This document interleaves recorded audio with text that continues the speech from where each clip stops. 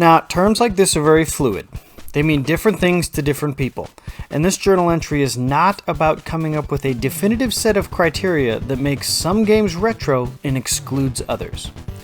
This was usually one of the first points that would be brought up when I would bring this up as a topic, that the term retro is relative and not discrete. Now, the most common mindset is that it's the age of a game that makes it retro, but how old that game has to be to qualify as retro varies widely. Some people would define it by generation, saying that if the game was released on a system that was 2 generations old, or 3 generations old, that would qualify a game and the system that it was released on as retro.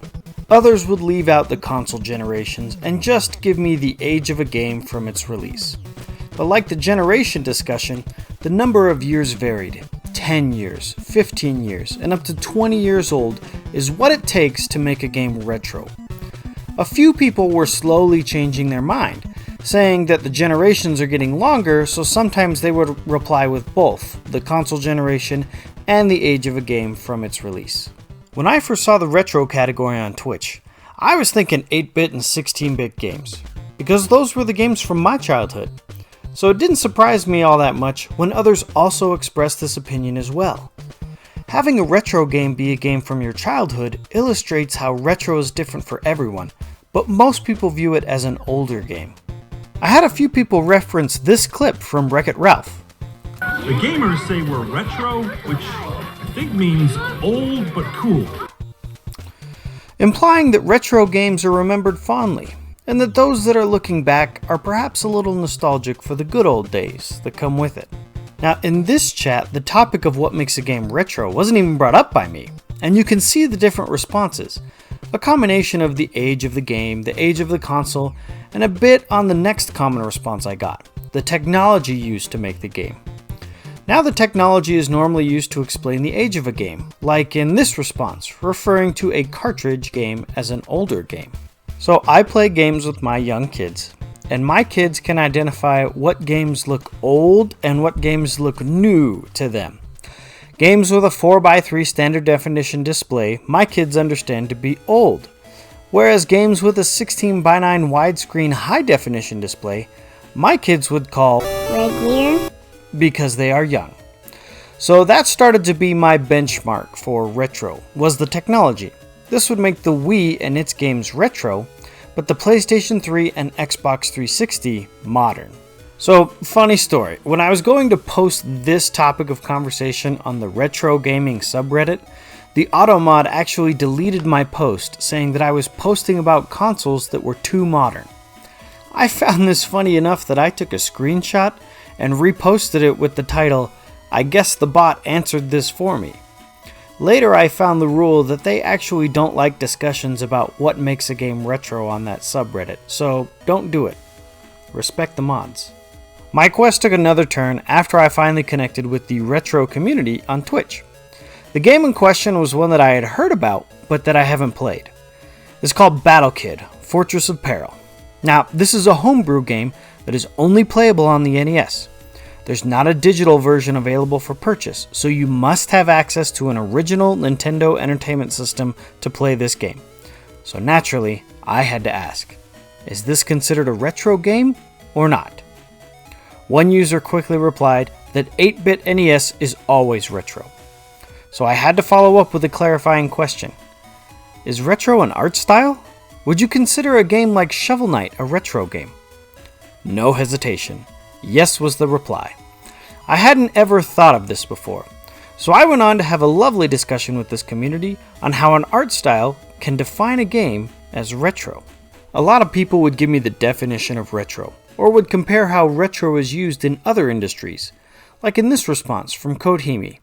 In fashion, retro is something that is inspired by something old that is refreshed in a modern way, whereas vintage is something that is old and is worn the same way it has always been worn.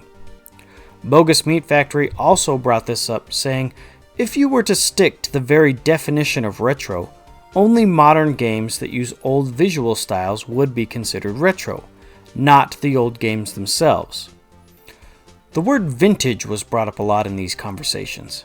A vintage game was an aged game, And a retro game was a new game that took inspiration from and emulated older games. Games like this would include Shovel Knight and The Messenger, but it would also include games like Sonic Mania or Mega Man 9 and 10. This would also include homebrew games like Battle Kid, Forcepot, and Project Dart that were created to be played on the original vintage hardware. Like I mentioned before, what makes a game retro is relative to different people. So it felt right to get some more people to discuss this topic with me. So I got some streamers that I admire and asked them for their thoughts on what makes a game retro, how that thinking has changed over the years, and where the term retro might go in the future. Hi, my name is Raji, and I have been playing Nintendo games my entire life. And the first game I fell in love with was this one. Ooh, isn't that radiant? So the question has been raised. What constitutes as a retro game? What is retro gaming? Retro gaming is something that is looked upon fondly by those who have memories of these games. And it harkens back to an earlier time. And oftentimes, if you ask people, they'll say it's a simpler time. Retro gaming is different for everybody, and everybody has their opinions. But since I love Nintendo, and that's what I grew up on, and that's what I love, I will tell you that games from the NES are absolutely retro. Nobody's debating that fact, right? The Super Nintendo, retro. I don't think that's debatable. Obviously, things before that, the arcade. But let me tell you, I think it goes all the way up to the N64. That's retro. It's sitting over here. And I think the GameCube is just retro enough. So something like F-Zero GX. It's 2002. 2002. Okay, that's to me it's retro. So I don't know if there's like a defined amount of years, but I would say the Wii is not quite there yet, but it's getting there. If it's in 4x3 and it's the GameCube, I think it's definitely retro. Seth, thank you so much for including me. I really appreciate it, and I'm so glad to call you a friend. You can check out me. My name is Raji again, and I stream every Tuesday, Thursday, and Sunday night at 9 p.m. Central. We are the Super Nintendos, and we play everything from Nintendo, your childhood, the NES, Super Nintendo, all the way to the Nintendo Switch. And we do single-player games and multiplayer games. So check us out there. Thank you again, man. Take care.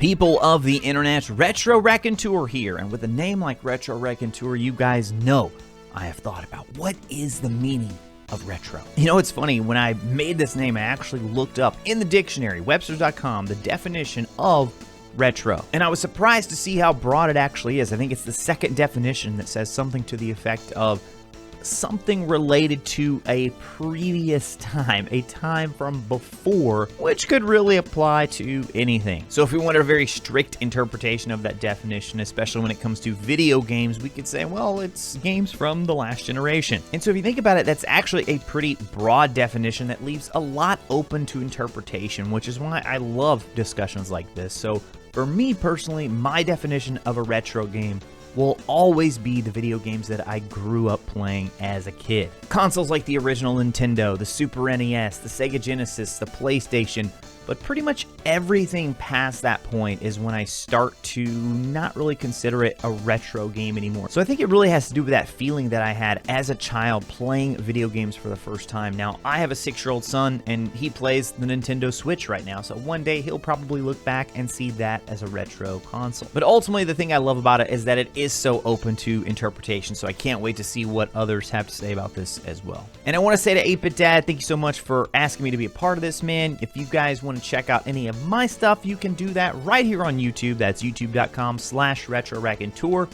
And also over on Twitch at twitch.tv/RetroRaconteur. We are a family-friendly stream and a family-friendly YouTube channel. And of course, I'm a pretty big fan of video games.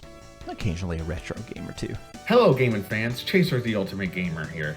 And thank you, Seth, for letting me be a part of this video. So, what exactly is retro? Well, in my personal view, I think it comes down to me is my childhood. I feel that's what retro is to me. But there is 3 big systems in my life that I feel like are like the retro, my childhood in a nutshell. And it all started when I was a very young lad and had a Nintendo Entertainment System playing my all-time favorite game, Super Mario Bros. 3. That was my first push, I guess you could say, into video games. And then I went through foster families, got to see the Sega Genesis and the Super Nintendo. But then when I got adopted, that's when my dad got the family a Super Nintendo, and obviously playing the greatest like Super Mario World, Super Mario Kart, Street Fighter, Clay Fighter. But the system that probably made the biggest impact besides Super Mario Bros. 3 is the Nintendo 64. You should have saw my face when I was 11 years old, 5 in the morning, still groggy, and opening that up with Super Mario 64, Mario Kart 64, and my grandma later that day got me a copy of GoldenEye 007, which I say thank you to her and sorry to Dad for having me and my friends at my birthday parties being up till about 6 in the morning playing that game. So now that you got a taste of what I personally feel is retro, if you're interested to hear more of my spiels and you want to get to know me on a more different level, why don't you come check out my channels? I got my YouTube and my Twitch channel right here. Take care. Much love. Especially Rabbit Peach love. Hey, I'm MooCowX. To me, growing up with a Super Nintendo, basically everything that was around before I can remember, that was what I personally consider to be retro. Then, as newer game consoles and 3D stuff came out, well, it was kind of like everything that was 2D is retro, and everything 3D and beyond, well, that's the new games. Now it's evolved so much with the newer 3D games, the graphics have gotten to such a point that the older 3D games are even being considered retro. And it's going to keep going like that. We're going to keep having new generations of consoles come out that push things as far as VR or whatever the next thing may be. And that definition of retro is always going to grow and grow and grow to be more and more and more games, and until we maybe consider certain games to be classic retro or something like that, where there's an even older category or whatever may happen. But at a certain point, it's going to get to be a huge, massive category. That's not a bad thing. It's great that we have all these amazing classic retro games to play. I love a lot of them. I know you all do too.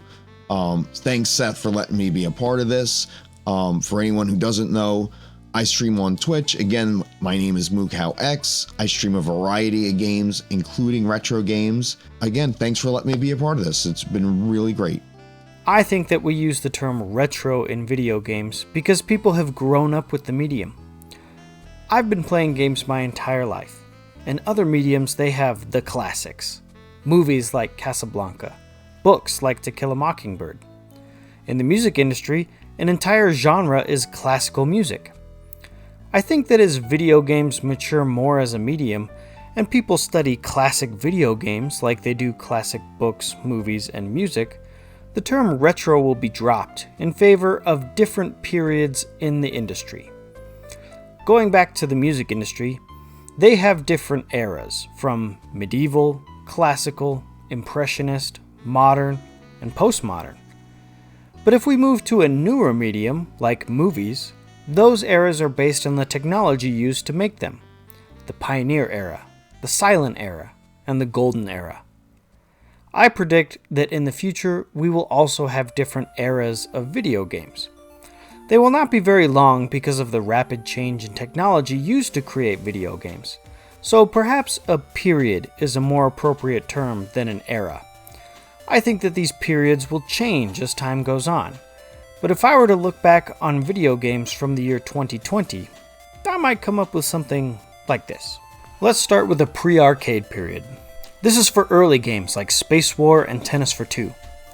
Then with Pong, we reach the arcade period. Video games were most commonly found in arcades, and consoles at home were mostly trying to bring the arcade experience into the home. As the gaming industry crashes in the West, we reach the Nintendo-Sega period. This takes us through the early console wars, up until Sega drops out and Sony takes their place. The next shift forward was a widespread adoption of internet-connected consoles. This brings us to the internet period, where games start to be patched, DLC was introduced, and online multiplayer took over couch multiplayer. I think that brings us to the modern day, and as time rolls on, we may look back on this period as the mobile period, or maybe the esports period. If what I predict is true, then the term retro will not be used to describe how old a game is. It will fall out of fashion or be reinvented to describe an art style, or perhaps a game genre. Keep the conversation going down in the comments. What does retro mean to you now? What do you think will happen in the future? And how would you define the different video game periods? And what would you call them? Thanks again to everyone that has discussed this with me in the past and allowed me to quote or feature them in this video. They are all great creators, and you can find a link to their Twitch channels in the description and in the comments.